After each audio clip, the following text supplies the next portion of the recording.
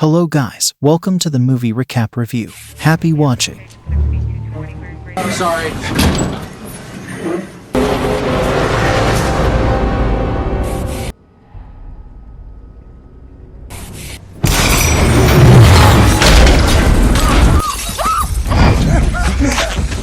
Inside a building, a man cleans when, out of nowhere, a body crashes onto a truck outside. Later, at a dinner, two men discuss alcoholism and forgiveness. One of them, a recovering alcoholic, admits forgiveness is hard after what happened to his family 5 years ago, wishing they could talk about something more normal. Later, he's revealed to be a detective as he crosses a police line and joins another officer at the crime scene. They examine the dented truck with the body on it, noticing no broken glass nearby, leading them to believe the body rolled there from somewhere else. They search around and spot a nearby skyscraper that could match their scene. In the building, various people appear. A man in a hoodie lingering near the entrance, a man with a red tie entering, a security guard at the reception, a confused elderly woman in the lobby, and a young woman joining the line to sign in. The security guard informs someone he needs to deliver a package to the 39th floor, then heads to the elevators. The man with the red tie and the elderly woman try to enter an elevator, but because it's full, they take the next one along with the security guard. As the doors start to close, the young woman steps in, followed by the man in the hoodie who just makes it. Once everyone is inside, the elevator begins to move, but suddenly stops, jamming mid-ride. In the main security room, an older guard is watching a hockey game when a younger guard walks in, and they chat about the game. The older guard notices an elevator is stuck in inspection mode, so he calls the building mechanic, who is fixing a broken window high up. The guard asks the mechanic to check the elevator first, since people are trapped inside. In the elevator, the temp guard is anxious. The elderly woman keeps asking him about emergency procedures, but he doesn't know them well. The man in the red tie asks why the guard doesn't have a walkie-talkie. The older guard's voice comes over the intercom, telling them help is on the way, but he realizes the microphone isn't working when he can't hear their responses. The guard in the elevator tries to call the lobby, but has no signal, so the young woman lends her phone, but the call quickly drops. Music starts playing, and the man in the red tie sings along, annoying everyone. The mechanic heads to the machine room at the top, but almost falls as the wind blows off his hat. Down below, two detectives arrive, noticing glass shards on the ground. One detective tells a nearby worker to stop sweeping, declaring it a crime scene, just as a large glass piece crashes down, nearly hitting his partner. Inside, the mechanic checks the elevator shaft and reports to the security room that everything looks fine, but will reset it. The older guard tells the group in the elevator that the lights will go out for about 20 seconds.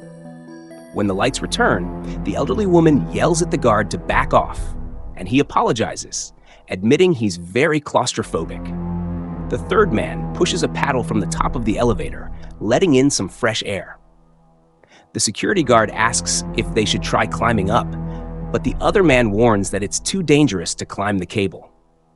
In the machine room, the mechanic asks the security room if the reset worked.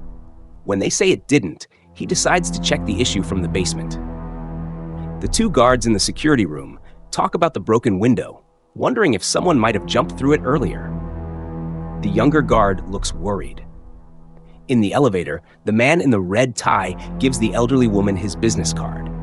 He starts a conversation, remarking he can tell if someone is rich or not, comparing the older woman to the younger one, and saying the young woman's outfit looks expensive. She turns away, but suddenly accuses him of grabbing her. As the elevator lights start flickering, the older security guard calls the mechanic, who says he's just inspecting the elevator from below. He pulls a lever and asks if it helped, but the guard says there's no change. The mechanic then decides to reset the elevator manually from the roof. The lights flicker again. Watching from the security room, the younger guard sees something disturbing on the screen. The mechanic, hearing a strange noise below the elevators, follows it and barely avoids being crushed when an elevator drops. Meanwhile, in the trapped elevator, the lights flicker again, go out, and strange noises are heard. When the lights come back on, the young woman is lying on the ground, injured. The guards in the security room see her on the monitor, and the younger guard notices she's hurt. Inside the elevator, everyone panics. The man with the red tie finds blood on himself and tries to hide it. The young woman says she felt like something bit her. The security guard in the elevator notices the blood on the man with the red tie. As he tries to explain, she just fell on him. The security guard moves to frisk him for a weapon. The guards in the security room decide to call the police, realizing there has been an assault in the elevator. Outside, the detective from the diner is speaking with forensics when the call comes in. Recognizing it's about the building with the broken window, he takes the case and heads over with his partner. In the security room, the younger guard reviews footage of the strange sight he noticed earlier and shows it to the older guard, who dismisses it as static. Shaken, the younger guard clutches his cross, convinced he saw something sinister, but the older guard tries to calm him down. In the elevator, the temp security guard and another man try to pry the doors open, but they're not sure if there's even a ledge they can reach. The elderly woman is scared, thinking the elevator might be dangling and could drop. The man in the red tie offers to help, but they tell him to stay back. Still suspicious he hurt the young woman. The detectives arrive at the security room, where the older guard shows them the footage and explains the alleged assault. He tells them the others believe the man in the red tie is responsible. After assessing the situation, the detective instructs them to call an elevator technician and the fire department.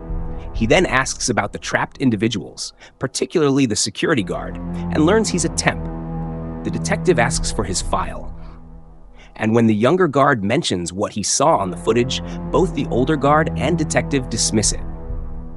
The detective asks the people in the elevator to show their IDs to the camera, but the writing isn't clear, so they decide to check the visitor log in the lobby.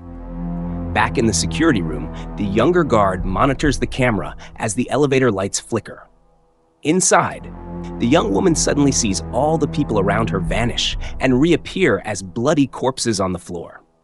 A second later, everything in the elevator seems normal again, and everyone is back in place. Then the lights go out completely. Suddenly, the mirror shatters and strange sounds echo in the dark. When the lights return, the man in the red tie is dead, stabbed in the neck with a shard of glass from the mirror. The younger guard calls the detectives back, and they confirm the man is dead. The detective immediately calls for backup and begins reviewing the footage. As he does, the younger guard starts talking about how situations like this often start with a suicide and then escalate when evil is present. He hints that the devil could be nearby, even in human form, tormenting people, maybe one of the people in the elevator. The detectives, ignoring the guard's story, continue reviewing the footage and begin to suspect the security guard in the elevator, noting that his file shows a history of violent crime. Inside the elevator, the group discusses who might be the murderer. The fire department arrives, and the detectives tell the people in the elevator that it's now a crime scene. The detective suspects foul play, but doubts the others look like killers.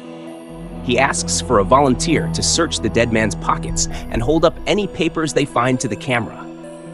The man holds up a letter, and the detectives realize he had a meeting scheduled in the building. The detectives meet with the fire department and head to the floor with the broken window, where forensics shares that the jumper's suicide note included a disturbing line. "I can hear the devil's footsteps drawing near." Outside the elevator, a firefighter tries to pry the doors open, but they won't budge. Inside, one of the men attempts to climb through the top of the elevator, but the temp security guard pulls him back, suspecting he's trying to escape. The detective then interviews the person the dead man was supposed to meet and learns he was a known scam artist. He requests a list of people the dead man had scammed. Back at the elevator, the group begins searching each other. Meanwhile, in the security office, the detective tells his partner that one of the people likely didn't sign in. If someone planned to kill the man in the red tie, they wouldn't have been careless about logging their name.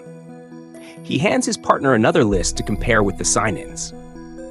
The young guard shows the detective a face he saw in the footage, but the detective counters with an apology note from the person who killed his family in a car crash, explaining that people can be evil without needing the devil. As they talk, the older guard reviews footage and finds the moment when the young woman claimed someone touched her, though the footage shows no one did. The detective suspects she might be lying. Seeing the group in the elevator frisking each other, the detective tells them to stop. An argument breaks out inside, and the older woman threatens to pepper spray the temp security guard, who snatches the spray from her. Meanwhile, the older guard calls the mechanic, asking him to stop disappearing. The mechanic, descending the elevator cable, slips, tearing part of his safety gear. Inside the elevator, the temp guard is teasing the older woman with the pepper spray when they hear a loud thud from above. Suddenly, blood drips down through the top panel, and they realize it's the mechanic who fell.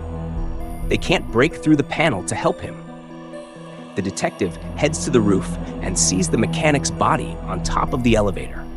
He tells the team inside that the people in the elevator can hear the walkie-talkie and advises switching channels, then orders the fire department to access the elevator through the wall. The older guard notices footage showing the older woman stealing wallets. The detective remarks that they all seem to have a dark side. Then, as he watches the monitor, the security cam glitches, briefly showing all the people inside the elevator dead, but only the detective can see it. They find footage showing that the third man entered the lobby with a satchel, but he doesn't have it in the elevator. The elevator lights start flickering, then go out completely. The temp guard strikes a match, revealing something strange beside him.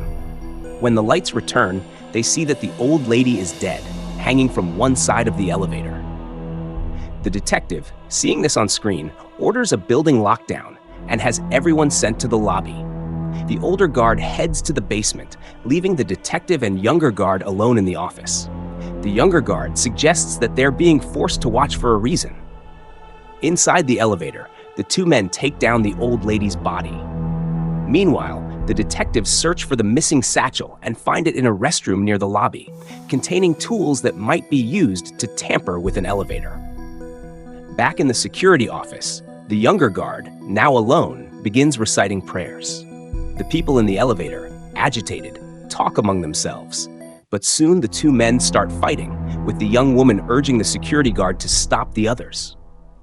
The detectives return to the security office, see the struggle, and order everyone in the elevator to step back and place their hands on the walls.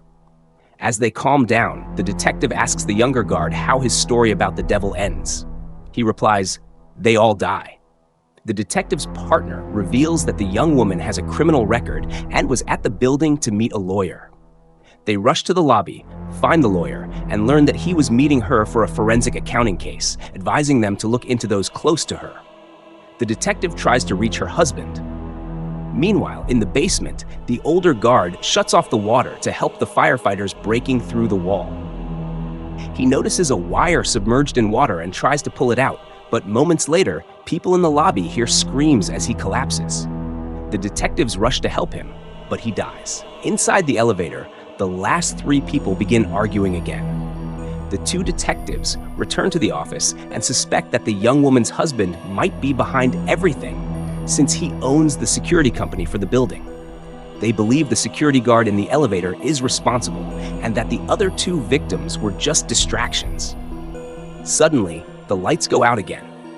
The detective tells everyone to use their phone screens as flashlights, but the phones are ripped from their hands.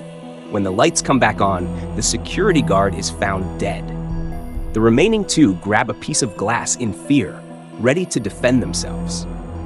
The desperate detective asks the younger guard how he can help. The guard says they need to take responsibility for who they are. The detective shares a personal story and asks them to put the glass down, which they do reluctantly. But then, the lights go out again, and when they come back on, the young woman is lying on the ground with a piece of glass in her throat. As the man tries to help her, the old lady's body rises behind him, saying it's his turn now. The man flashes back to a car accident where he was reaching for a beer when he crashed into another car. He gets out and sees a woman pinned under her car, and before she dies, she points to her child lying nearby. Unable to cope with what he's done, he leaves a note on her car window. Back in the elevator, he repeatedly apologizes and begs the old lady, whom he believes is the devil, to take him instead of the young woman. But the devil refuses and sends the elevator crashing down the shaft. When it stops, the man finds the mechanic's radio and confesses to the detective what he's done. The detective and the younger guard listen in and understand the gravity of his words. Inside the elevator, the young woman dies in the man's arms, and the devil angrily states that she really wanted him. As the lights flicker again, the firemen begin to open the elevator doors. The man is the only survivor, impaled by the devil, while the old lady has vanished. Later, paramedics remove the bodies, and the detective sees the man sitting in the lobby. He tells him he will take him to the station. In the car, the detective tells the man that he killed his family that day, but he forgives him after all this time. And that's the end of the story. I hope you liked it. Comment down below what movies do you like us to recap next. Thank you for watching. Don't forget to like and subscribe. Until next time.